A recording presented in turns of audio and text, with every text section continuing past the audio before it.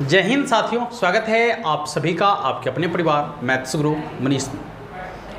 दोस्तों मैं हूं एमके एक्सपर्ट और आप सबों का सेंटअप एग्ज़ाम शुरू हो चुका है और शायद बहुत सारे बच्चों का आज सेंटअप एग्ज़ाम में जो है फिजिक्स और केमिस्ट्री का एग्ज़ाम हुआ है। बहुत सारे लोगों का जो है एग्ज़ाम अगले दिन शुरू होने वाला है, कुछ लोगों का एग्ज़ाम पहले शुरू हो चुका है।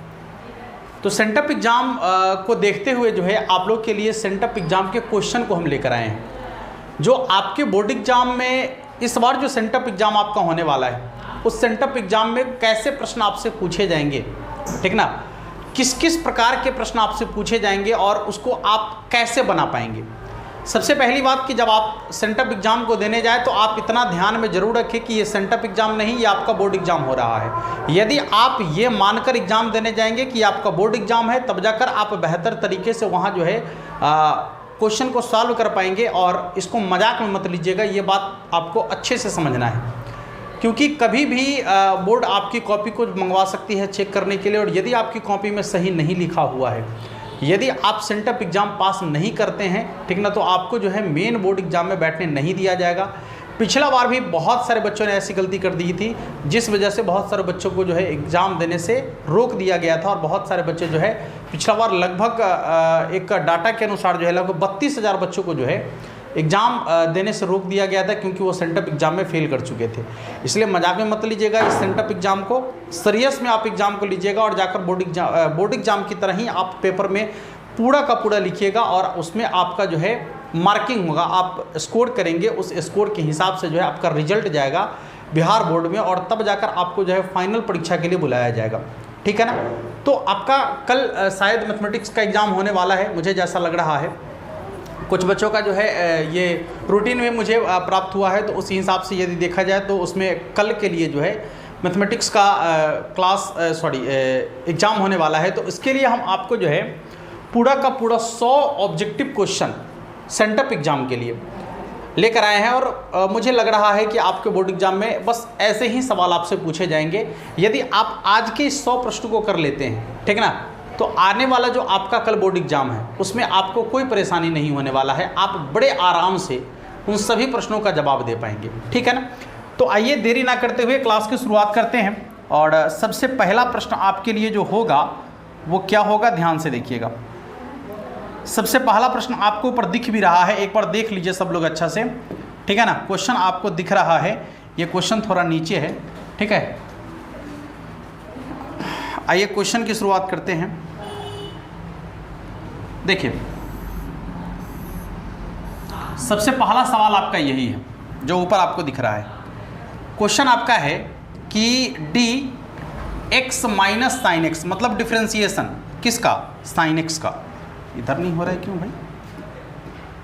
देखिए आपको कहा जा रहा है कि साइन एक्स का डिफ्रेंसिएशन आपको करना है, तो आप साइन एक्स का डिफ्रेंसिएशन कैसे करेंगे, देखिएगा। तो साइन एक्स का डिफ्रेंसिएशन आप कैसे करेंगे, तो साइन एक्स का differentiation x minus sine x, x का डिफ्रेंसिएशन तो आपको पता है कि 1 होता है, ठीक है ना।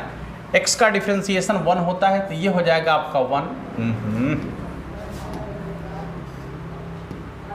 ठीक है। और इसके बाद हो जाएगा माइनस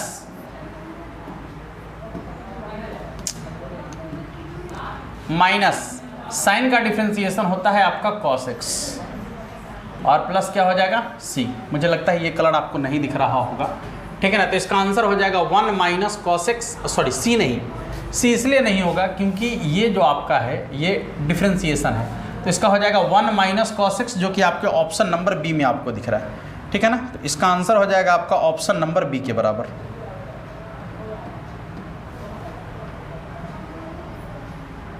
देखिए इसका आंसर हो जाएगा आपका ऑप्शन नंबर बी के बराबर,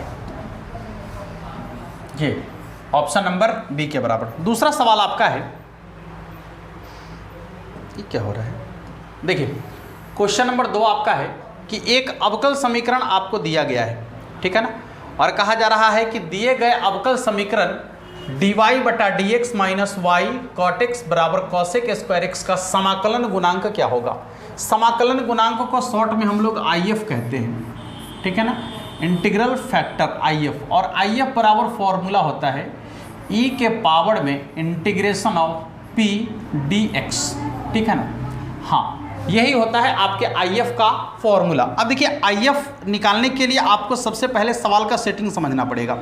सवाल का सेटिंग क्या समझना है, थोड़ा ध्यान दीजिएगा कि यहाँ पर जो आपका क्वेश्चन है वो dy/dx के रूप में हो सकता है या फिर dx/dy के रूप में हो सकता है। ये दोनों में से कोई भी टाइप हो सकता है। यदि यहाँ dy/dx के रूप में है तो ध्यान रखना है कि यदि ऊपर y है तो यहाँ y होगा और y के साथ में जो फंक्शन होगा वो x वाला होगा, या तो कोई कांस्टेंट हो सकता है, और बराबर के दूसरे साइड भी जो आपको फंक्शन दिखेगा वो x वाला फंक्शन ही होगा या फिर कोई कांस्टेंट हो सकता है।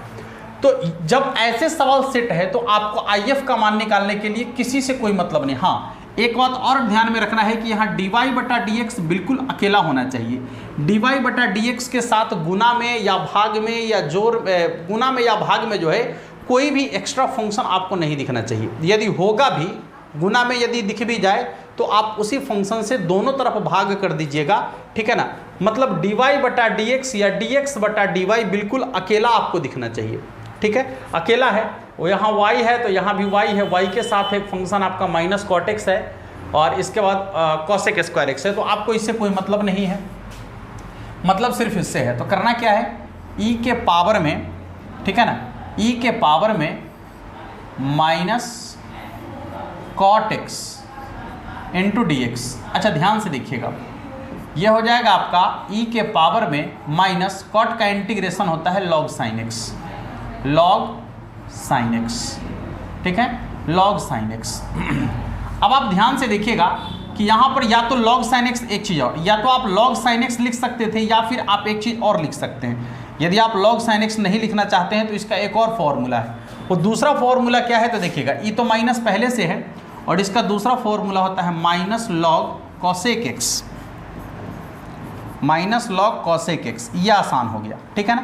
ये दोनों माइनस मिलके प्लस हो जाएगा और यहाँ हो गया e के पावर में log cosec x, ठीक है। और आपको पता है कि यदि e के पावर में log आ जाए तो log के आगे जो कोई कांस्टेंट है, जैसे यहाँ पर कुछ नहीं है तो 1 है, तो ये कांस्टेंट जो है उड़ के जाएगा और ये पूर्णांक के पावर में बैठ जाएगा, बाकी सब खत्म हो जाएगा।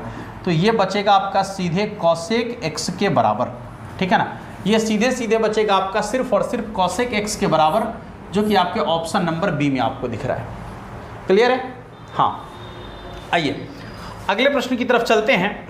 अगला सवाल आपका है यहाँ पर क्वेश्चन नंबर 3। देखिए यहाँ पर सवाल आपका है तीसरा। सवाल कहता है कि ये क्रॉस प्रोडक्ट निकालना है, आपको क्रॉस प्रोडक्ट निकालना है, ठीक है।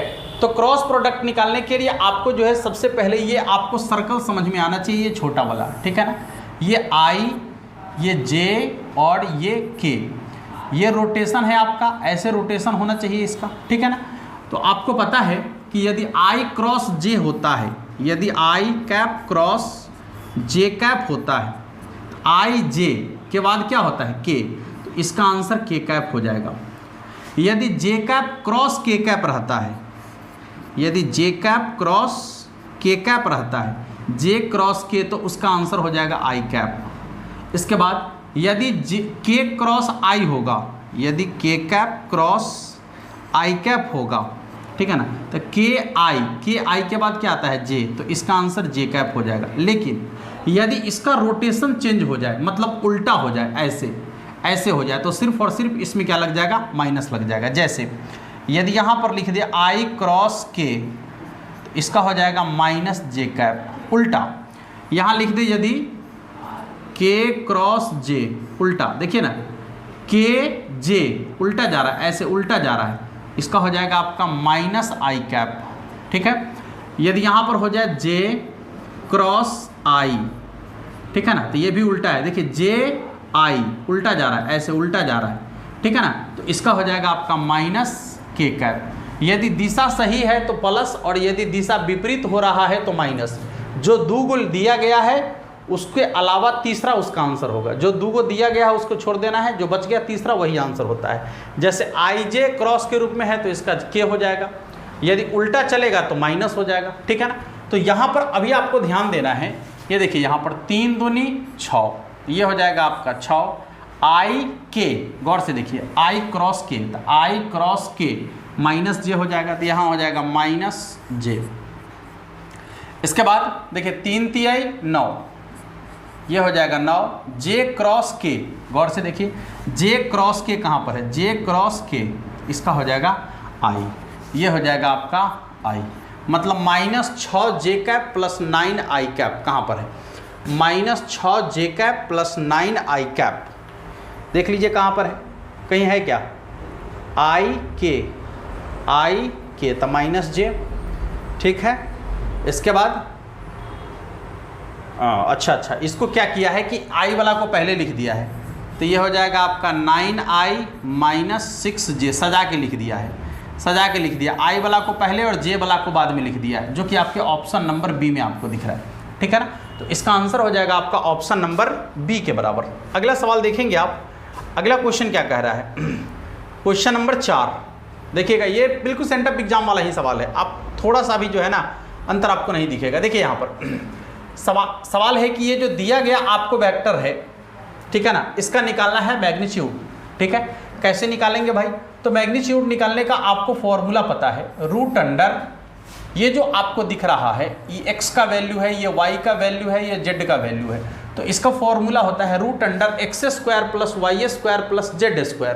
तो यदि आप इसको लिखेंगे तो 3 का स्क्वायर 9 होगा, -5 का स्क्वायर 25 होगा और 4 का स्क्वायर 16 होगा, तो 16 9 25 25 50, यानी ये हो जाएगा रूट अंडर 50, और 50 का कितना होता है, तो 5 रूट 2 होता है, ठीक है ना। 50 का कितना होता है वैल्यू, 5 रूट 2, 50 का मतलब हो गया आपका 25 गुने 2, 25 का वर्गमूल 5 होता है, तो 5 रूट 2 आप इसको लिख सकते हैं, जो कि आपके ऑप्शन नंबर बी में आपको दिख रहा है, ठीक है ना।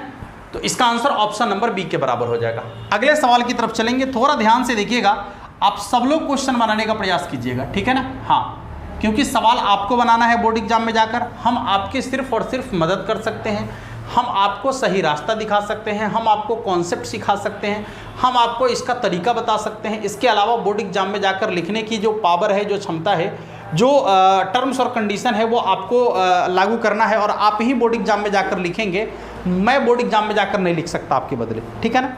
इसलिए प्रश्न आपसे बनना चाहिए और ये कॉन्सेप्ट सीखना आपको है। अगला सवाल ये कह रहा है कि एक अवकल समीकरण आपको दिया है और कहता है कि दिए गए अवकल समीकरण का हल ज्ञात करना है। पहले समझिए कि अवकल समीकरण होता क्या है। तो अवकल समीकरण ये होता है कि किसी भी फंक्शन को डिफरेंशिएट करके जो है लिख दिया जाता है, मतलब उसका आंसर लिख दिया जाता है। किसी भी फंक्शन का डिफरेंशिएशन करके उसका आंसर लिख दिया जाता है और आपसे ये कहा जाता है कि वो फंक्शन कौन था जिसका अपने डिफरेंशिएशन का आंसर आपके पास है। ये डिफरेंशिएशन का आंसर है, मतलब ये जो आपका वैल्यू दिख रहा है ये dy/dx का मान है। तो आपसे ये पूछा जा रहा है कि ये किस फंक्शन का डिफरेंशिएशन है, वो फंक्शन बताइए। तो आपको जानकारी के लिए बता दें कि इंटीग्रेशन और डिफरेंशिएशन दोनों एक दूसरे का विपरीत होता है, उल्टा होता है। तो यदि किसी फंक्शन का डिफरेंशिएशन करके यहाँ तक पहुँचा है, डिफरेंशिएशन करके लिखा है और मुझे फंक्शन चाहिए, तो हम क्या करेंगे कि इसका इंटीग्रेशन करते हुए चले जाएंगे, तो वो फंक्शन मुझे मिल जाएगा, ठीक है ना। हाँ, इसलिए हम क्या करेंगे कि देख लेंगे कि x के साथ dx रहेगा, y के साथ dy रहेगा, तो ज़्यादा दिमाग नहीं लगाना है, सीधे इंटीग्रेशन कर देना है, सीधे इंटीग्रेशन, कांस्टेंट को बाहर करके इंटीग्रेशन। तो ये 2 बाहर रहेगा, x का इंटीग्रेशन हो जाएगा x² 2 और प्लस यहाँ 3 बाहर रहेगा, y² का इंटीग्रेशन हो जाएगा y के पावर 3/3, पावर में 1 जोड़कर और उतना ही से भाग, और यहाँ इधर 0 का इंटीग्रेशन हो जाएगा कांस्टेंट के बराबर। ये देखिए 3 से 3 कट जाएगा, ये 2 से 2 कट जाएगा, कितना आएगा भाई, x² प्लस y के पावर 3 बराबर कांस्टेंट k। तो इसका आंसर हो जाएगा आपका x² प्लस y के पावर 3 बराबर k, जो कि आपके ऑप्शन नंबर सी में आपको दिख रहा है ना। आसान, बस आपको कॉन्सेप्ट पता होना चाहिए। देखिए क्वेश्चन बनाने रटने से काम नहीं चलेगा, आपको क्वेश्चन के बारे में पता होना चाहिए, ठीक है ना, कि क्वेश्चन है क्या और उस क्वेश्चन को बनाने का तरीका उसके बाद आपको पता होना चाहिए। तो आपको सबसे पहले तो यही समझना है कि ये अवकल समीकरण है क्या। आपने समझा कि अवकल समीकरण वो समीकरण है कि किसी भी फंक्शन को जब डिफरेंशिएशन कर दिया जाता है तो डिफरेंशिएशन करने के पश्चात जो फाइनल आंसर होता है वो एक समीकरण के रूप में प्राप्त होता है और उसी समीकरण को अवकल समीकरण कहा जाता है, ठीक है ना। अब अब आपसे ये पूछ रहा है कि इस अवकल समीकरण का जो हल है या फिर इस अवकल समीकरण से आप उस फंक्शन तक पहुँचे जिसका डिफरेंशिएशन करके यहाँ तक आया है। तो आपको ये पता है कि दोनों एक दूसरे का विपरीत होता है, इसलिए आपको क्या करना है कि इसका जो है इंटीग्रेशन करते हुए जाएंगे तो ये आपको प्राप्त होगा। और आपको अब बता दें कि यदि आप इस फंक्शन का डिफरेंशिएशन करेंगे तो पुनः आपको यही मिल जाएगा। ठीक है ना। चलिए भाई, अब अगला सवाल आपका है छठा क्वेश्चन। यहाँ पर वही फिर से एक बार सवाल है कि अवकल समीकरण आपको दिया गया है और फिर आपसे ये पूछ रहा है कि दिए गए अवकल समीकरण का हल क्या है। आप पुनः बिना सोचे हुए वही काम करेंगे। करना क्या है, x वाला को dx के साथ देखिए dy बटा dx, यहाँ ये प्लस में इधर माइनस में आ जाएगा, e के पावर x और इसके बाद क्या करेंगे कि ये माइनस वाला इधर प्लस में आ जाएगा, तो आ जाएगा e के power minus y into dy बटा dx। ठीक है ना। अब देखिए ex वाला है तो इधर से dx को इधर ले आइए, e के पावर x इंटू dx और बराबर e के power minus y into d y. अब दोनों तरफ इंटीग्रेशन कर लो भाई, दोनों तरफ इंटीग्रेशन कर लो। कितना हो जाएगा, e के पावर x का इंटीग्रेशन ज्यों का त्यों बराबर e के पावर माइनस y का इंटीग्रेशन ज्यों का त्यों, लेकिन y के साथ जो कांस्टेंट है उसको नीचे रखना है। ठीक है ना। हाँ, इसके बाद अब क्या होगा, ध्यान से देखिएगा। तो ये जो आपको दिख रहा है ये माइनस वाला इधर प्लस में आ जाएगा, ये हो जाएगा आपका e के पावर x और इधर हो जाएगा बराबर में माइनस e के पावर माइनस y। ठीक है ना। और ये माइनस वाला इधर प्लस में आ जाएगा, तो ये हो जाएगा e के पावर x प्लस e के पावर माइनस y और प्लस में c। चेक करेंगे। ठीक है ना। हाँ, बराबर c हो जाएगा, या के आप कांस्टेंट या c लिख सकते हैं, कोई दिक्कत नहीं है। e के पावर x प्लस e के पावर माइनस y बराबर के, कहाँ पर है, e के पावर x प्लस e के पावर माइनस y बराबर के, जो कि आपके ऑप्शन नंबर सी में आपको दिख रहा है। अगले क्वेश्चन की तरफ चलेंगे। सवाल आपका है यहाँ पर डिफरेंशिएशन का, 7वां क्वेश्चन। अच्छा सवाल है कि यहाँ पर 49 कांस्टेंट है और साइन x बटा 7 का डिफरेंशिएशन करना है। आपको पता है कि सबसे पहले कांस्टेंट को बाहर रखा जाता है, हमने रखा। फिर आपको ये भी पता है कि साइन का डिफरेंशिएशन क्या होता है, तो साइन का डिफरेंशिएशन कॉस होता है। इसके बाद जो उसके पूर्णांक में है उसको ज्यों का त्यों लिखा जाता है। लेकिन इतना भी आपको पता है, हमने डिफरेंशिएशन के कॉन्सेप्ट में आपको बताया है कि जब भी कोई ट्रिग्नोमेट्री फंक्शन का आप डिफरेंशिएशन करते हैं जिसका डायरेक्ट डिफरेंशिएशन हो रहा है, उसका डिफरेंशिएशन ज्यों का त्यों होगा। लेकिन यदि उसके कोणांक में केवल x है तो ज्यों का त्यों रह जाएगा। लेकिन x के साथ यदि कोई कांस्टेंट आ रहा है, ठीक है ना, तो उस कांस्टेंट को क्या करना है, उठाकर आगे ले जाना है, माने उसको गुना में लिख देना है। ठीक है ना। ये 7 से 49 कट जाएगा 7 बार, ये हो जाएगा आपका 7 into cos x by 7। Check करेंगे, 7 इंटू कॉस एक्स बाई 7। यहाँ पर 2 ही ऑप्शन आपको दिख रहा है, तो आपको तीसरा ऑप्शन जो है अब दिखेगा, यहाँ दिखेगा 7 इंटू कॉस एक्स बाई 7, जो कि आपके ऑप्शन नंबर सी में आपको दिख रहा है। इसका आंसर हो जाएगा ऑप्शन नंबर सी के बराबर। अगला प्रश्न जो है 8 नंबर, आप देखिएगा कितना मज़ेदार सवाल है। आपको लग रहा होगा कि एकदम सेम सवाल, जब आप बैठिएगा सेंटअप एग्जाम में कल तो आपको लगेगा कि वो सेम सवाल है जो आपसे हम एक दिन पहले ही हम आपको पढ़ा दिए हैं। देखिए यहाँ पर कॉस का डिफरेंशिएशन होता है माइनस साइन, नो डाउट, तो ये हो जाएगा माइनस साइन एक्स। इसके बाद प्लस साइन 2x का डिफरेंशिएशन, साइन का डिफरेंशिएशन कॉस, जो उसके कोणांक में है उसको ज्यों का त्यों लिखेंगे, लेकिन x के साथ जो कांस्टेंट है उसको आगे लिखेंगे। ठीक है ना। इसका आंसर हो जाएगा minus sine x plus 2 cos 2x। कहाँ पर है भाई, तो ये आपके ऑप्शन नंबर बी में आपको दिख रहा है, minus sine x plus 2 cos 2x। Clear है। हाँ, अब आप क्वेश्चन नंबर 9 को साथ साथ देखते चलेंगे जब आ गया है यहाँ पर फ्रेम में। तो सवाल है कि आपका माइनस कॉस एक्स प्लस 1/3 ई के पावर 3x। पहली चीज आप पहले तो आप माइनस कॉस एक्स को देखिए, माइनस को बाहर रखिए, ठीक है ना। इसके बाद कॉस का डिफरेंशिएशन क्या होता है, कॉस का डिफरेंशिएशन माइनस साइन होता है, तो माइनस माइनस प्लस हो जाएगा आपका साइन एक्स। ठीक है, ये साइन एक्स हो गया, प्लस 1/3 कांस्टेंट है बाहर रखेंगे, ठीक है ना। तो जब 1/3 कांस्टेंट है बाहर रखेंगे तो कितना बचेगा आपका, बचेगा आपका e के पावर 3x। आपको पता है कि e के पावर वाले फंक्शन का डिफरेंशिएशन ज्यों का त्यों होता है, लेकिन ये भी आपको पता है कि x के साथ में जो कांस्टेंट है उस कांस्टेंट को आगे गुना में लिखा जाएगा, तो ये 3 से 3 आपका कट जाएगा। फाइनल आंसर आपका निकल के आएगा साइन एक्स प्लस ई के पावर 3x। ठीक है ना। चेक करेंगे कहाँ पर है ऐसा, साइन एक्स प्लस ई के पावर 3x वो आपको ऑप्शन नंबर बी में दिख रहा है, ठीक है ना। तो इसका जो सही आंसर होगा वो ऑप्शन नंबर बी के बराबर हो जाएगा। अगला सवाल क्या है देखिएगा, क्वेश्चन नंबर 10। यहां पर 2 बार डिफरेंशिएशन करने के लिए कहा गया है। यदि आपको 1 बार डिफरेंशिएशन करने आता है तो 2 बार डिफरेंशिएशन करना कोई नई बात थोड़ी ना है। 1 बार डिफरेंशिएशन करने आता है तो दौड़ा देना है उसको, क्या दिक्कत है, वही काम करना है फिर से। आइए देखिए, e के पावर 2x का कितना होगा। e के पावर वाले फंक्शन का डिफरेंशिएशन ज्यों का त्यों, लेकिन x के साथ जो कांस्टेंट है उसको आगे रखना है। 1 बार डिफरेंशिएशन हो गया, इसको कह रहा है एक बार और डिफरेंशिएशन इसका, तो ये 2 कांस्टेंट है बाहर रहेगा। e के पावर 2x का डिफरेंशिएशन ज्यों का त्यों, लेकिन x के साथ जो कांस्टेंट है उसको आगे लिख देना है। अब आप 2 और 2 को गुना करेंगे तो 4 होगा, e के पावर 2x आ जाएगा, यानी इसका हो जाएगा 4 इंटू ई के पावर 2x, जो कि आपके ऑप्शन नंबर सी में आपको दिख रहा है, ठीक है ना। इसका आंसर हो जाएगा आपका ऑप्शन नंबर सी के बराबर। अगला सवाल देखेंगे, क्वेश्चन नंबर 11। सवाल आपका है कि ये 3 sin स्क्वायर एक्स और 3 cos स्क्वायर एक्स। देखिए थोड़ा सा आप ना घबराकर सवाल का जवाब देंगे तो हो सकता है कि आप गलती कर लेंगे। ये टेक्निकल सवाल है, यहाँ पर थोड़ा टेक्निक का प्रयोग किया है। यहाँ में दोनों में 3 आपको मिल रहा है तो आप सीधे 3 कॉमन ले लीजिए, और जब आप 3 कॉमन लेंगे तो जो शेष बचेगा वो क्या बचेगा, sine square x plus cos square x, ठीक है ना।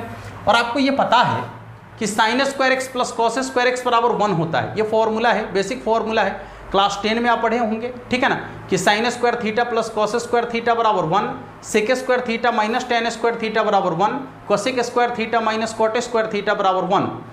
ये 3 फॉर्मूला तो आप निश्चित रूप से पढ़े होंगे क्लास 10 में, तो ये बेसिक फॉर्मूला है। तो अब आप इसकी जगह पर कितना लिख सकते हैं, 1, यानी हो जाएगा आपका 3 इंटू 1 इक्वल कितना, 3। अब आप कांस्टेंट है आपके पास केवल और केवल 3 बचा हुआ है, बाकी सब खत्म हो चुका है, सबका क्रिया खत्म हो चुका है, केवल आपके पास 3 बचा हुआ है। और 3 क्या है, तो कांस्टेंट है। कांस्टेंट का डिफरेंशिएशन यदि आप करते हैं, क्योंकि इससे पहले हमने डिफरेंशिएशन नहीं किया, केवल और केवल इसका हमने अभी जो है इसको केवल और केवल त्रिकोणमिति का जो फॉर्मूला होता है उसके आधार पर हमने इसको अभी बनाने का प्रयास किया, ठीक है ना। तो यहाँ से 3 कॉमन लेने के बाद ये बचा, इसका मान 1 के बराबर हुआ, 3 को 1 से गुना किए 3, तो अभी तक हमने सिर्फ क्रिया किया है, डिफरेंशिएशन अब करना है। तो बताइए कि 3 तो कांस्टेंट राशि है, कांस्टेंट का डिफरेंशिएशन क्या बनता है, 0 के बराबर। तो कांस्टेंट का डिफरेंशिएशन आपका हो जाएगा 0 के बराबर। ऑप्शन नंबर ए को देखेंगे। अगले सवाल की तरफ चलेंगे। क्वेश्चन नंबर 12 भी शायद फ्रेम में ही है, तो चलिए क्वेश्चन नंबर 12 पर बात करते हैं। यहाँ पर क्या हुआ है कि 3 को आप बाहर देखेंगे, 3 से आपको कोई मतलब नहीं है, मतलब इन दोनों से है। ठीक से देखिएगा, एक क्या है कॉस और दूसरा क्या है सेक। यदि आपको जानकारी हो तो आप समझ चुके होंगे कि ये दोनों एक दूसरे के व्युत्क्रम है। कौन किसका व्युत्क्रम है भाई, तो साइन का व्युत्क्रम होता है कॉसेक, ठीक है ना। और आपको पता है फिर कॉस का व्युत्क्रम होता है सेक, और आपको ये भी पता है कि टैन का व्युत्क्रम होता है कॉट, ठीक है ना, टैन का व्युत्क्रम होता है कॉट। और आपको ये भी पता है कि कोई फंक्शन और उसके व्युत्क्रम का गुणनफल हमेशा 1 के बराबर होता है। तो साइन और कॉसेक का गुणनफल जो है वो 1 होगा, कॉस और सेक का गुणनफल 1 होगा, टैन और कॉट का गुणनफल भी कितना होगा, 1 होगा। तो ठीक उसी प्रकार से कॉस और सेक का गुणनफल यहाँ दिया गया है, cos theta into sec theta बराबर 1 हो जाएगा। तो इसको लिखेंगे 3 इंटू 1, ठीक है ना। तो ऐसा नहीं कि 3 इंटू 1 इक्वल टू 3 मार दीजिए, ऑप्शन नंबर ए गलत। केवल और केवल ये डिफरेंशिएशन अभी तो केवल त्रिकोणमिति का क्रिया हुआ है, अभी हमने इसका डिफरेंशिएशन नहीं किया है। गलती यहीं पर होती है, ये छोटी छोटी चीज़ें हैं लेकिन ये बड़ा गलती बन जाता है आपके लिए बोर्ड एग्जाम में। आप तुरंत फटाक से मार दीजिएगा ऑप्शन नंबर ए, क्योंकि दिख रहा है, ऊपर में दिख रहा है, और जानबूझकर ऐसा दिया जाता है कि आप गलती करें, आपसे जानबूझकर गलती करवाया जाता है, ठीक है ना। तो आप यहाँ पर अभी डिफरेंशिएशन इसका होना बाकी है, और 3 जो है वो कांस्टेंट राशि है, तो इसका डिफरेंशिएशन 0 हो जाएगा, जो कि आपके ऑप्शन नंबर डी में आपको दिख रहा है। अगला सवाल आपका है, देखिएगा क्वेश्चन नंबर 13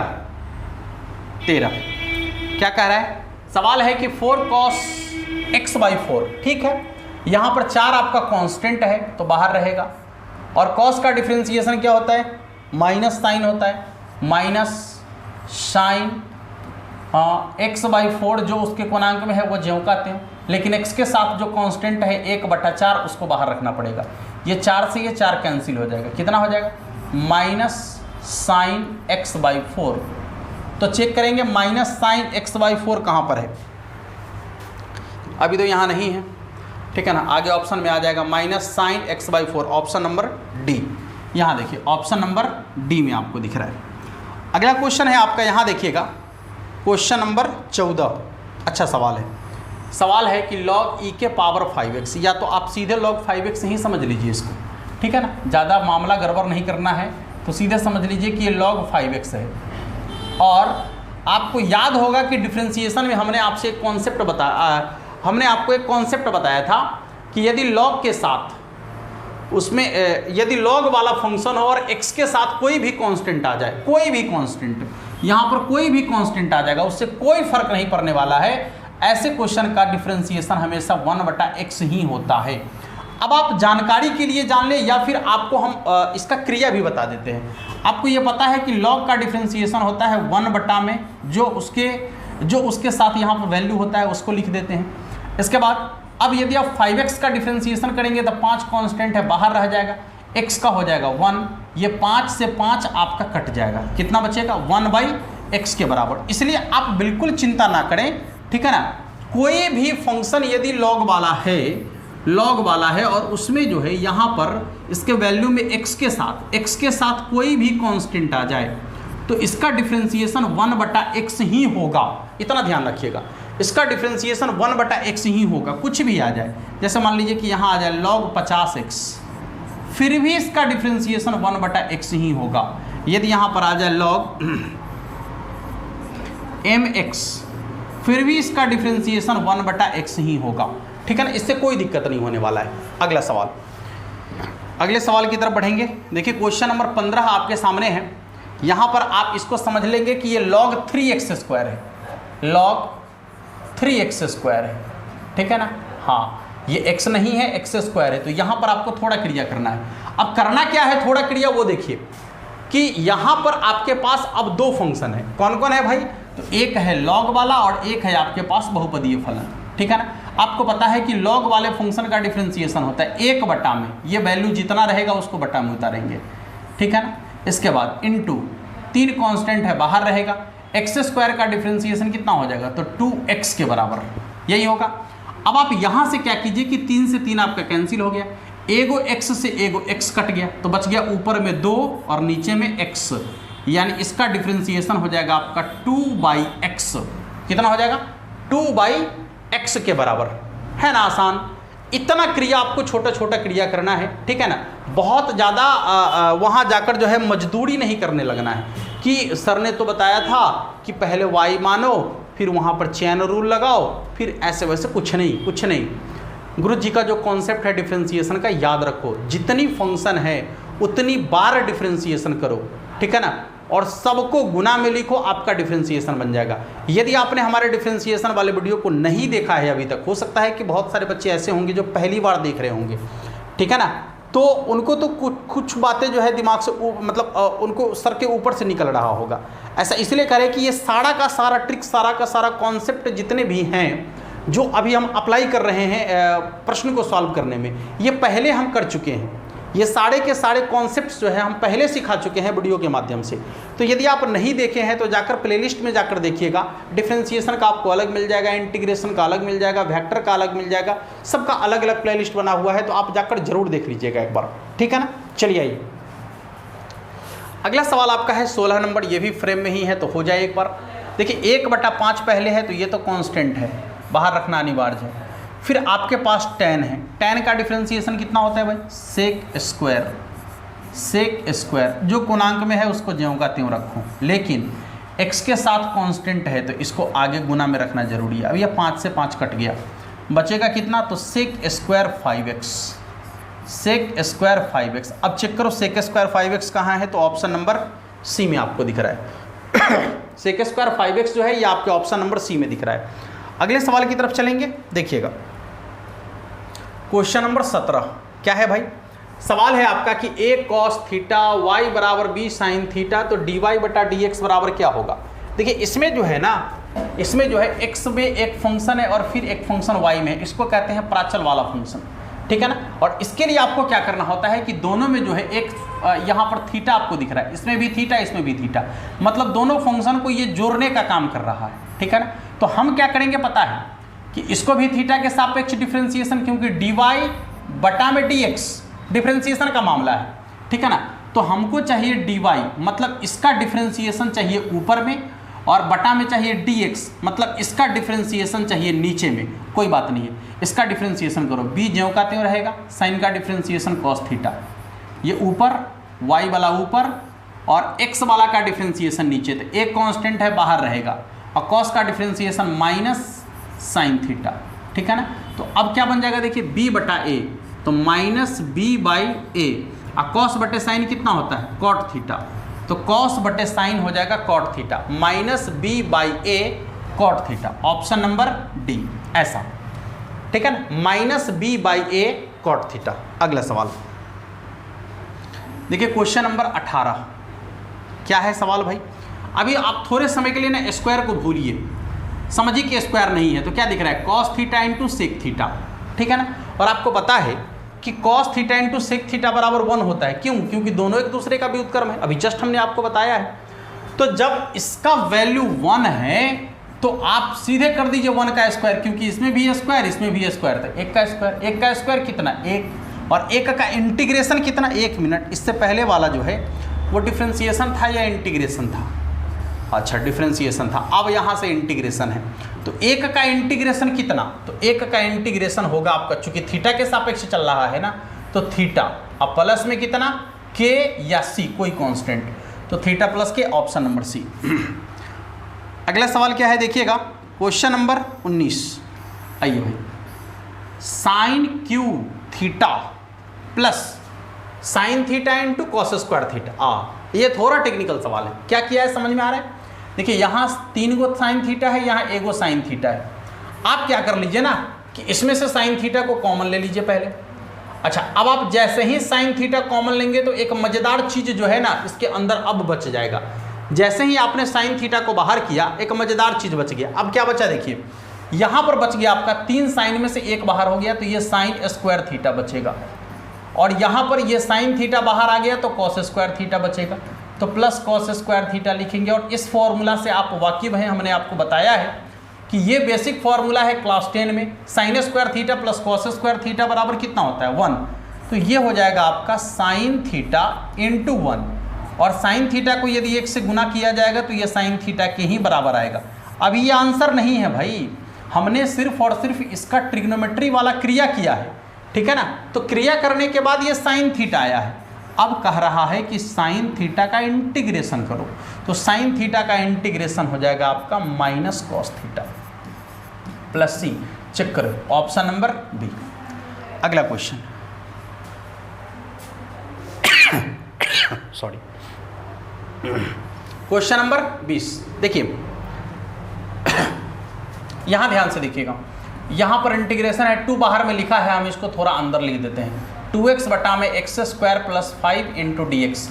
अब आप हमारे इंटीग्रेशन वाले इंटीग्रेशन के ट्रिक वाले वीडियो को नहीं देखे हैं, ठीक है ना, तो जरूर देखिएगा, हम आपसे यही कहेंगे, क्योंकि जितने भी ऑब्जेक्टिव क्वेश्चन हैं सबको लगभग सारे प्रश्न को जो है ना हम ट्रिक से ही सॉल्व करने का प्रयास करते हैं, जिससे कि आपके समय में काफ़ी बचत होगा, आप ज़्यादा से ज़्यादा प्रश्नों को सॉल्व कर पाएंगे, आप कम से कम समय में ज़्यादा से ज़्यादा प्रश्नों को सॉल्व कर पाएंगे, ठीक है ना, और बिल्कुल एक्यूरेट तरीके से। तो अब देखिए कि ऐसे प्रश्नों के लिए हमारा कॉन्सेप्ट क्या कहता है कि यदि नीचे वाले फंक्शन का डिफरेंशिएशन करने से ऊपर वाला आ जाए, देखिए गौर से, यदि नीचे वाले फंक्शन का डिफरेंशिएशन करने से ऊपर वाला फंक्शन आ जाए, जैसे यदि आप एक्स स्क्वायर प्लस 5 का डिफरेंशिएशन करते हैं तो एक्स स्क्वायर का डिफरेंशिएशन 2x बनता है, प्लस 5 का डिफरेंशिएशन 0 बनता है, और 2x में 0 जोड़ेंगे तो कितना बनेगा 2x ही बनेगा, मतलब नीचे वाले फंक्शन का डिफरेंशिएशन पूरा का पूरा ऊपर में दिख रहा है।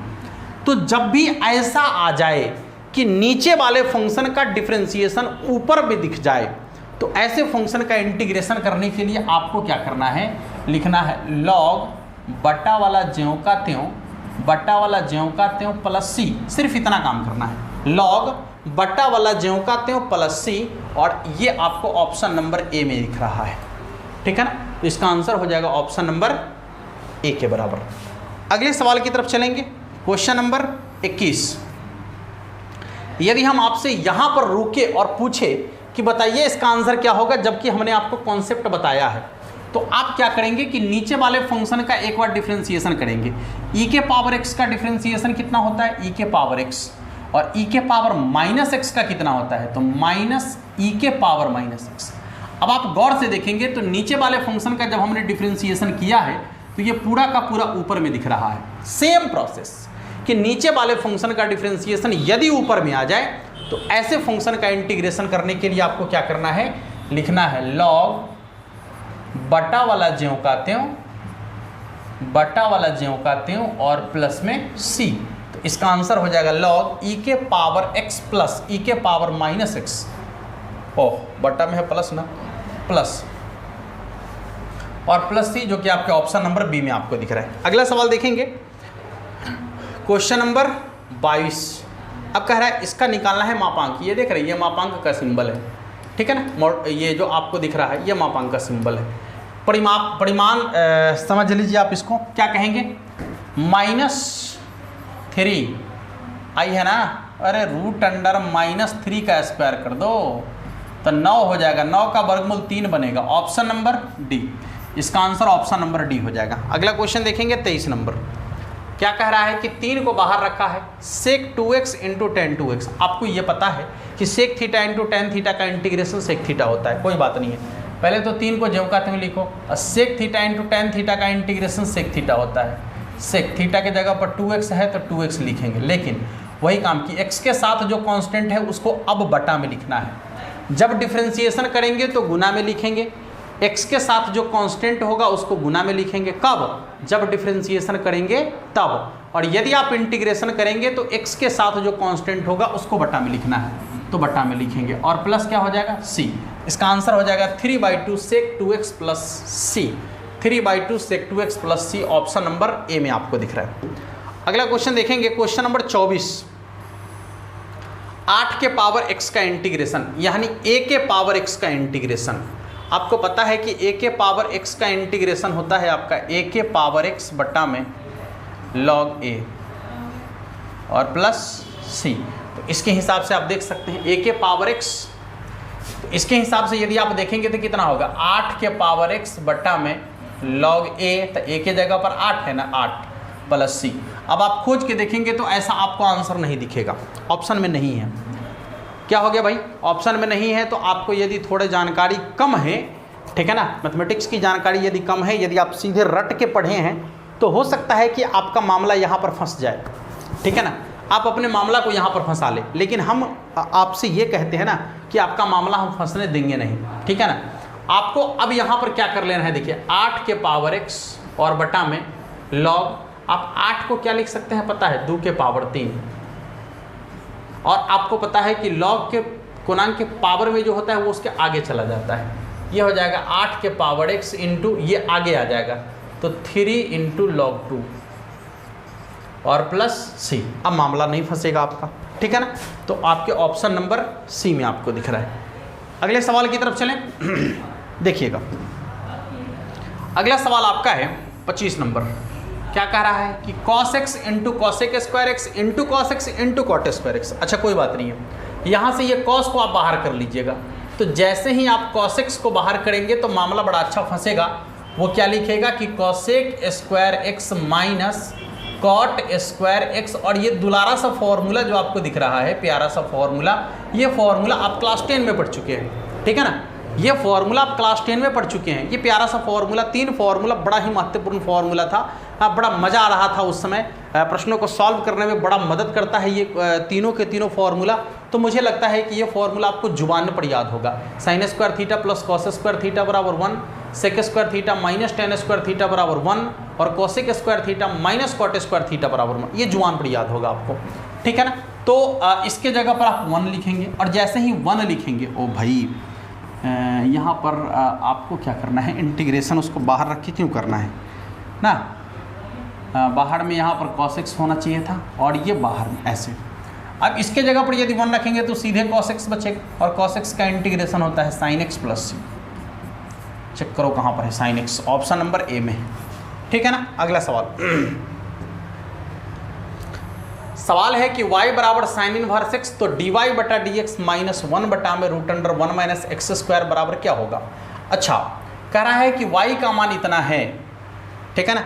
सवाल ये कह रहा है कि y का मान यदि इतना है, अच्छी बात है कि यदि y का मान इतना है तो इसका डिफ्रेंसिएशन करके यहाँ पर लिखिए और उसमें से इसको घटा दीजिए। घटाने के बाद क्या आएगा ये बताइए, पहले डिफ्रेंसिएशन करेंगे तो आपको पता है साइन इनवर्स x का डिफ्रेंसिएशन होता है 1 बटा में root under 1 minus x square, हम यहाँ पर रख देंगे 1 बटा में root under 1 minus x square, और फिर हो जाएगा माइनस 1 बटा में root under 1 minus x square. मतलब ये आपका सेम टू सेम घट गया, दोनों घटने पर कितना आएगा 0 के बराबर, ऑप्शन नंबर सी।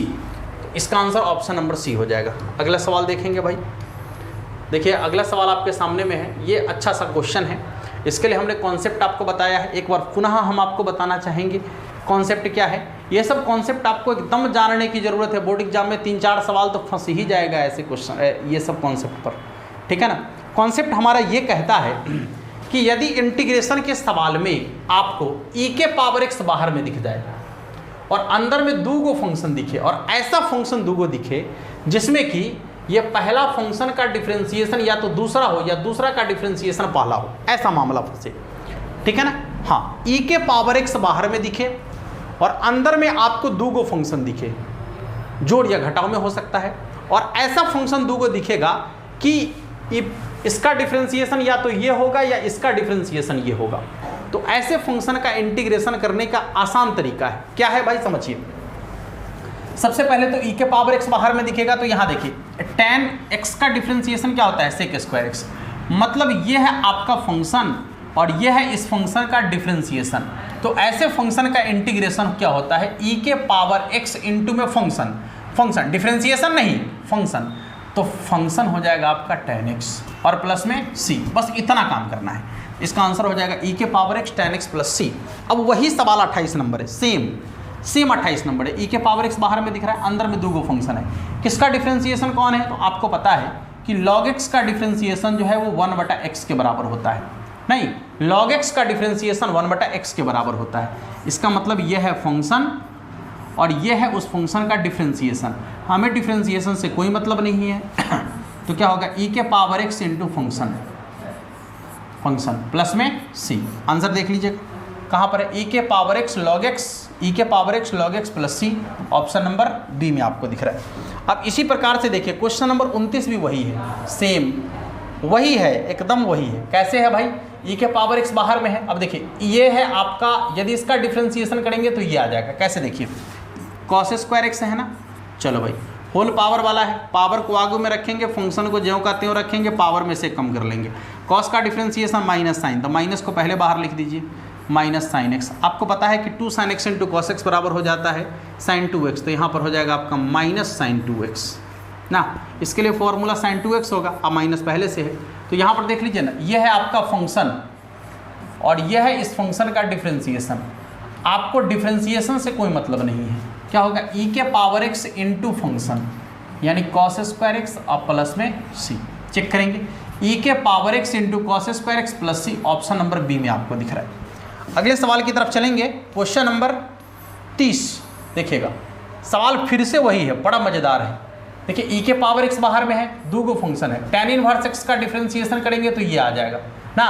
इसका मतलब है कि ये फंक्शन हो गया और ये हो गया उसका डिफरेंशिएशन, तो हमको डिफरेंशिएशन से कोई मतलब नहीं है। क्या लिखेंगे e के power x into function, e के power x into function plus c, तो इसका आंसर हो जाएगा e के power x tan inverse x plus c, जो कि आपके ऑप्शन नंबर ए में आपको दिख रहा है। अब देखेंगे यहाँ से आपका निश्चित समाकलन का क्वेश्चन आपसे पूछा जा रहा है। आपको बता दें कि इंटीग्रेशन डिफरेंशिएशन मिलाकर जो है ना, आपके लगभग बहुत सारे सवाल 30 से 35 क्वेश्चन तो आपका पूछ दिया ही जाता है इंटीग्रेशन डिफरेंशिएशन मिलाकर, ठीक है ना। तो ये बहुत ज़्यादा आपके लिए कारगर होता है आपके बोर्ड एग्जाम में, खासकर ऑब्जेक्टिव को लेकर, ठीक है ना। तो यहाँ से सवाल तो बनते हैं भाई। देखिए निश्चित समाकलन में कुछ अलग या कुछ नया नहीं करना होता है। करना क्या है कि आपको पहले से इंटीग्रेशन करने आता है तो वैसे ही इंटीग्रेशन कर दीजिएगा। इंटीग्रेशन करने के बाद x के जगह पर पहले ई वाला मान रख दीजिएगा और फिर माइनस देके ई वाला मान रख दीजिएगा, जोड़ घटाव कर दीजिएगा तो आंसर बन जाएगा। नहीं, जैसे एक्स स्क्वायर का इंटीग्रेशन क्या होगा, तो x के पावर 3/3 हो गया। अब x के जगह पर पहले 3 रखना है, फिर माइनस देके 2 रखना है, तो आपको क्या करना है कि 1/3 बाहर कर लीजिए, तो बचेगा खाली x के पावर 3। x के जगह पर पहले 3 रखिए तो होगा 3 के पावर 3 माइनस, फिर x के जगह पर 2 रखिए तो 2 के पावर 3।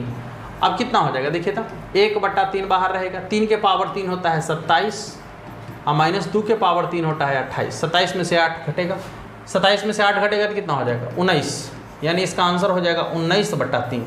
अब कहाँ पर है चेक करो भाई, कहाँ पर है 19/3, ऑप्शन नंबर सी में। इतना काम छोटा सा करना है, ठीक है ना। आगे देखेंगे क्वेश्चन नंबर 32। देखिए सवाल है आपका, सीमा का मान है -π से π। देखिए गौर से समझिएगा, इसके लिए कॉन्सेप्ट हमने बताया है निश्चित समाकलन में, सबसे हिट कॉन्सेप्ट यही है निश्चित समाकलन का, कि यदि सीमा का मान -a से a हो और अंदर वाला फंक्शन जो है वो ऑड फंक्शन हो, ठीक है ना, ऑड फंक्शन हो, ऑड फंक्शन हो, तो ऐसे फंक्शन का इंटीग्रेशन हमेशा 0 के बराबर होता है।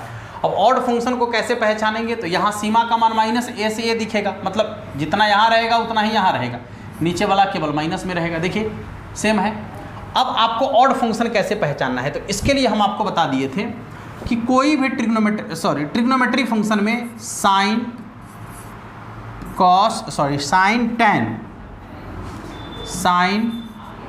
टैन इसके बाद कॉट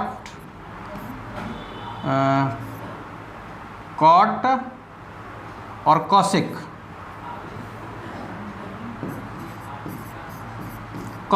ये 4 ऐसे ट्रिग्नोमेट्री फंक्शन हैं जिसके पावर में यदि विषम संख्या आ जाए, ठीक है ना, जिसके पावर यदि विषम संख्या आ जाए तो समझ लीजिए कि वो आपका ऑड फंक्शन है। दूसरा कि यदि कोई एक्स वाई वाला फंक्शन है, ठीक है ना, उसके पावर में भी यदि विषम संख्या आ जाए तो समझ लीजिए कि वो आपका ऑड फंक्शन है। और सबसे मूल ये है कि जो फंक्शन आपको दिया गया है उसमें x के जगह पर -x रखना है। जैसे कोई फंक्शन f(x) आपका दिया गया है तो x के जगह पर आप -x रखेंगे, यदि उसका मान माइनस में निकल गया, ठीक है ना, यदि उसका मान माइनस में निकल गया तो समझ लीजिए कि वो ऑड फंक्शन है, और यदि उसका मान प्लस में निकल गया तो समझ लीजिए कि वो आपका इवन फंक्शन है। तो इवन फंक्शन से आपको मतलब नहीं रहेगा, ऑड फंक्शन की बात करते हैं। और आप ध्यान से सुन लीजिए कि ज़्यादातर प्रश्न जो है ना यहाँ पर ऑड फंक्शन वाला ही होगा, ठीक है ना। तो अभी ये ऑड फंक्शन है इसलिए इसका इंटीग्रेशन कितना हो जाएगा 0 के बराबर। अगला सवाल देखेंगे, वही क्वेश्चन है फिर से, सीमा का मान चेक करो एक बार, -1 से +1, और यहाँ देखिए साइन के पावर विषम संख्या है, ये आपका इवन फंक्शन है लेकिन इससे आपको मतलब नहीं है, गुना में है, तो ऑड फंक्शन को यदि गुना करेंगे तो ये भी ऑड ही हो जाएगा, तो इसका भी इंटीग्रेशन कितना हो जाएगा 0 के बराबर, ऑप्शन नंबर ए। अगला क्वेश्चन देखेंगे 34 नंबर, e के पावर -x का इंटीग्रेशन होता है e के पावर -x बटा -1, ठीक है ना। और क्या करना है कि -1 को यहाँ से हटा देना है और e के x के जगह पर मान रखना है, तो हो जाएगा e के पावर -3 और फिर माइनस e के पावर -1, ठीक है ना, माइनस को बाहर रहने दीजिए। यदि पावर का माइनस हटेगा तो बट्टा में आ जाएगा, e के पावर 3 और माइनस e के पावर 1 बट्टा में e, और यदि आप इसका लॉसल लेते हैं तो e के पावर 3 हो जाएगा, 1 माइनस e के पावर 2, हाँ इतना ही ना होगा। और यदि आप चाहे तो माइनस, ये माइनस जो है ना इस माइनस से गुना करेंगे तो ये माइनस वाला प्लस में हो जाएगा, यानी e के पावर 2 -1 बटा में e के पावर 3, ये आ जाएगा e के पावर 2 -1 बटा में e के पावर 3, जो कि आपके ऑप्शन नंबर बी में आपको दिख रहा है, ठीक है। अगला क्वेश्चन देखेंगे, सवाल आपका है log 10x। देखिए यहाँ पर 0 से π/2 log 10x dx integration 0, 2 question है एकदम सेम टू सेम। कौन कौन है भाई देख लीजिए पहले, सीमा का मान 0 से π/2 log 10x dx, या फिर सीमा का मान 0 से π/2 log cot x dx, ठीक है। ये दोनों का जो इंटीग्रेशन होगा वो कितना होगा 0 के बराबर, ठीक है ना। ध्यान दीजिएगा, चाहे log 10x रहे तो चाहे log cot x रहे तो सीमा का मान यदि 0 से π/2 है तो इंटीग्रेशन 0 के बराबर हो जाएगा। अगला क्वेश्चन देखेंगे 36 नंबर। क्या कह रहा है सवाल, देखिए तो 1/1 + x² का इंटीग्रेशन tan इनवर्स x होता है। ये tan इनवर्स x हो जाएगा और x के जगह पर मान रखना है आपको, एक है √3 है। पहले आप x के जगह √3 रखिए तो ये हो जाएगा आपका tan इनवर्स √3 अब माइनस tan इनवर्स 1। इसका मतलब ये हो गया कि tan में √3 कितना का मान है, तो tan में √3 60 डिग्री का मान है और tan में 1 कितना का मान है, तो 45 डिग्री का मान है, मतलब π/4 का मान है। इसका लॉसा हो जाएगा 12, ये हो जाएगा आपका 4π - 3π और 4π में से 3π घट जाएगा तो कितना हो जाएगा π/12, जो कि आपके ऑप्शन नंबर डी में आपको दिख रहा है। ठीक है ना। हाँ, अगला सवाल देखेंगे क्वेश्चन नंबर 37। क्या कह रहा है, ओहो, क्वेश्चन नंबर 37 देखिएगा। सवाल आपका है सीमा का मान है 0 से लेकर 2/3 और यहाँ पर है आपका 4 + 9x²। इसको थोड़ा चेंज करने की ज़रूरत है। इसको आप ये लिखेंगे कि 1/2 और प्लस 3x का होल स्क्वायर, ठीक है ना, इंटू dx। अब आप ध्यान से देखिए तो ये हो गया a² + x², 1/a² + x²। Integration होता है 1/a, a के जगह पर 2, 1/a tan इनवर्स x/a, तो x के जगह पर है आपका 3x बटा में a के जगह पर 2, लेकिन x के साथ जो कांस्टेंट है वो बटा में आएगा, तो बटा में आने के बाद 2 पहले से है और ये 3 बटा में आएगा, तो 3 दूनी 6 हो जाएगा। बटा में अब आप 6 लिखेंगे, ठीक है ना। बटा में कितना आएगा 6। अब आपको क्या करना है कि x के जगह पर वैल्यू रख देना है। पहले कितना रखना है 2/3, अब फिर रखना है 0। चलिए 1/6 को बाहर रहने दीजिए, ये हो जाएगा आपका tan इनवर्स 3/2 और x के जगह पर कितना रखना है 2/3। देखिए भाई, अब माइनस दे के फिर x के जगह पर 0 रखेंगे तो tan इनवर्स 0 का मान 0 हो जाता है, छोड़ दीजिए। ये 3 से 3 कट जाएगा, ये 2 से 2 कट जाएगा, tan इनवर्स 1 बचेगा। 1/6 और tan इनवर्स 1 का मान π/4 होता है ना। इसका हो जाएगा आपका π/24, जो कि आपके ऑप्शन नंबर सी में आपको दिख रहा है। ठीक है, तो इसका आंसर हो जाएगा आपका ऑप्शन नंबर सी के बराबर। अगला देखेंगे क्वेश्चन नंबर 38। देखिए यहाँ पर क्वेश्चन नंबर 38 क्या कहता है। सबसे पहले आपको थोड़ा ध्यान देना पड़ेगा इस प्रश्न के लिए। कैसे ध्यान देना पड़ेगा देखिएगा। देखिए क्या है, थोड़ा बोर्ड पर ले चले। क्या सवाल क्या है देखिए तो 0 से 1 tan inverse 2x - 1/1 + x - x²। देखिए हम थोड़ा बोर्ड पर लेके चलते हैं आपको, इसका कलर चेंज कर देते हैं।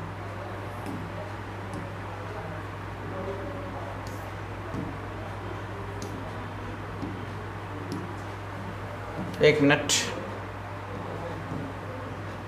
अब एक बार आ जाते हैं यहाँ। tan inverse 2x - 1, tan inverse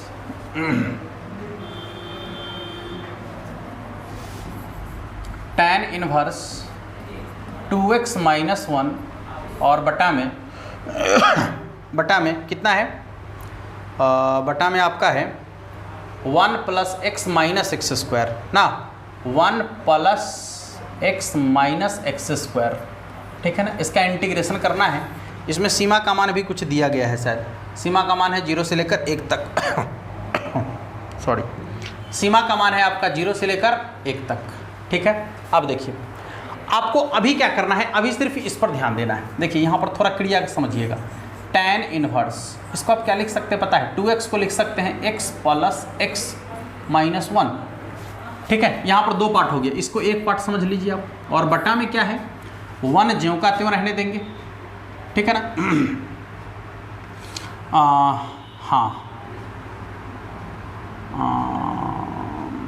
ठीक है, 1 प्लस यहाँ से आप x कॉमन ले लीजिए, x कॉमन लेंगे तो कितना हो जाएगा 1 - x, ठीक है, 1 - x। ये हो जाएगा आपका tan इनवर्स, यहाँ से आप माइनस कॉमन लीजिए तो हो जाएगा x - 1 - x और बटा में 1 + x × 1 - x। अब एक बार फॉर्मूला पर ध्यान दीजिएगा आप।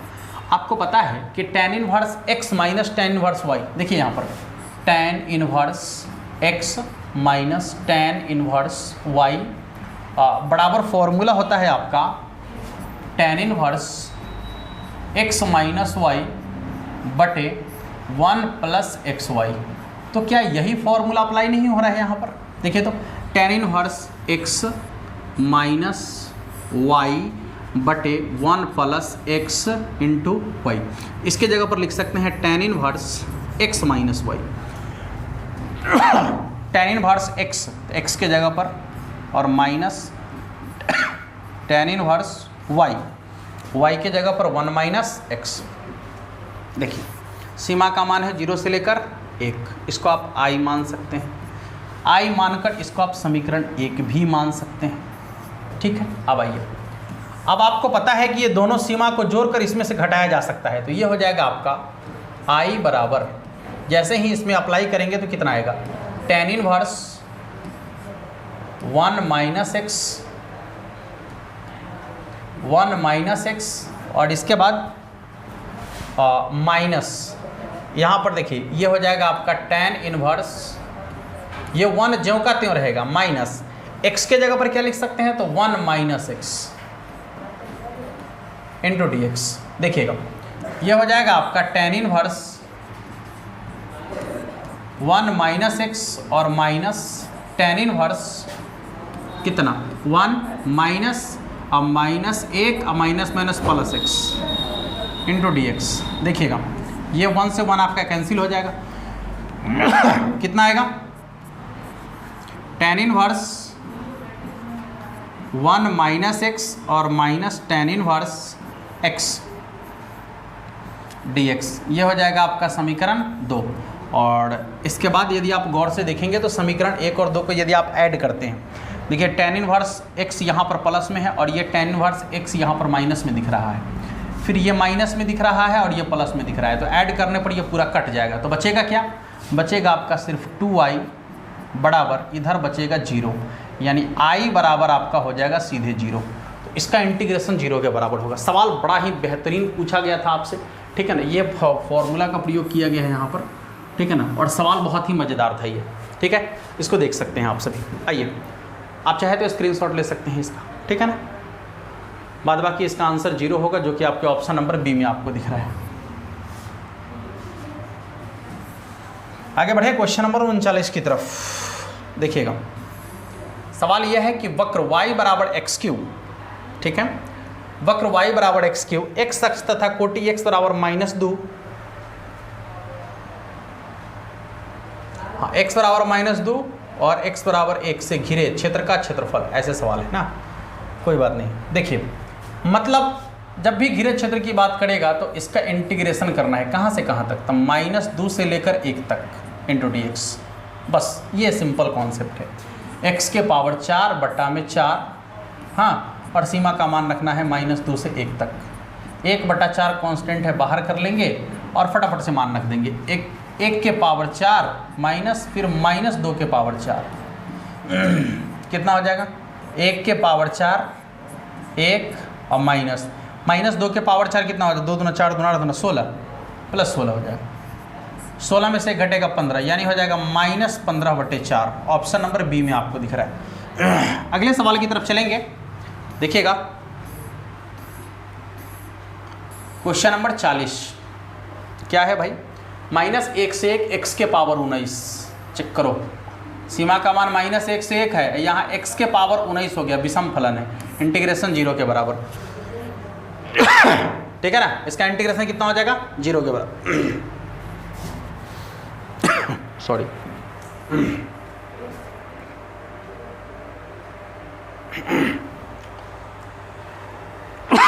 देखिए तो अगला सवाल आपका है इंटीग्रेशन, ये dx और बटा में यहाँ पर है आपका x इंटू रूट अंडर, गौर करेंगे यहाँ 4x² है ना, और 4x² है, हाँ ठीक है, तो इसको आप ये लिख सकते हैं ना x², समझने कि 4 से भाग कर दिए, 4 से गुना करना पड़ेगा, तो 2x आ जाएगा बाहर में, 2x² लिख लो ना भाई, -1 ना, देख लीजिएगा, ठीक है। और दूसरा काम आप क्या कीजिए कि यहाँ 2 से गुना कर दीजिए और ऊपर 2 से भाग कर दीजिए, आप आसान हो गया, नहीं आसान हो गया। यहाँ पर 2 कांस्टेंट है, बाहर कर देंगे, तो ये हो जाएगा आपका 1 में 2x into root under 2x² -1 dx। किसका फॉर्मूला है? 1 में x into root under x² -1 sec inverse x का है। ये हो जाएगा आपका 2 इंटू सेक इनवर्स 2x। अच्छा x के साथ कांस्टेंट है, बटा में 2 रखना पड़ेगा प्लस c, ये कट जाएगा। Sec inverse 2x plus c option number B में आपको दिख रहा है। अगला सवाल देखेंगे, ये तो फॉर्मूला है आपको पता होगा, x/2 ज्यों का त्यों -a² log x प्लस ज्यों का त्यों। ये फॉर्मूला है, हमने आपको बताया है, x/2 ज्यों का त्यों, यही बटा में नहीं हो के ऊपर होगा ये x² -a²। कहाँ पर है? ऑप्शन नंबर बी में। यही है इसका आंसर, यही इसी का इंटीग्रेशन है। अगला सवाल आपका है 0 से π/4 sin 2x। sin 2x का इंटीग्रेशन cos 2x/2 1/2 को बाहर कर लो और cos 2 गुने x की जगह पर पहले कितना रखना है? π/4 और माइनस cos x के जगह पर 0 रखना है तो cos 0 डिग्री हो जाएगा। ये कट जाएगा आपका 2 बार, 1/2 बाहर रहेगा, cos 90 डिग्री का मान 0 और माइनस cos 0 डिग्री का मान 1। ओ भाई -1/2 है। sin 0 0 cos 0 1, cos 0 डिग्री का मान 1 और cos 90 डिग्री का मान 0। ठीक तो है।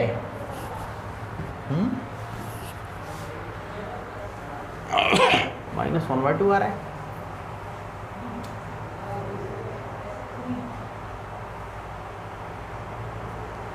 कहीं पर है क्या -1/2? नहीं तो दिख रहा है।